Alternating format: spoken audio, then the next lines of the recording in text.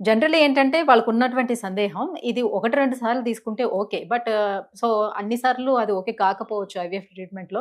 So multiple times రిపీటెడ్‌గా తీసుకునేటప్పుడు ఈ హార్మోనల్ ఇంజెక్షన్స్ సో క్యాన్సర్ వచ్చే ఛాన్స్ ఉంటుందని వింటున్నాము. ఇది నిజమేనా అని? అంటే బేసికల్లీ నేను ఇందాక చెప్పినట్టు ప్రపంచవ్యాప్తంగా అనేక టెస్టుల్లో, అనేక స్టడీస్‌లో ర్యాండమైజ్ కంట్రోల్ ట్రయల్స్ అంటారు.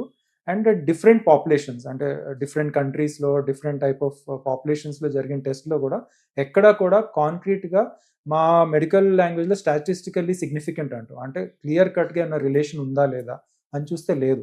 కాకపోతే ఇండైరెక్ట్‌గా చూస్తే ఇన్ఫర్టిలిటీకి కొన్ని కాజెస్ ఉన్నాయి. అంటే సపోజ్ పీసీఓడీ అంటాం. Polycystic ovarian disease is one of the commonest causes of infertility. అలాగే ఒబేసిటీ ప్లస్ ఇర్రెగ్యులర్ పీరియడ్స్ వాళ్ళకి. ఓకే. సో ఇవన్నీ ఇండైరెక్ట్‌గా వాటిని విడిగా చూస్తే ఆ పేషెంట్స్‌లో, ఆ పర్సన్స్‌లో క్యాన్సర్ రిస్క్ పెరుగుతుంది.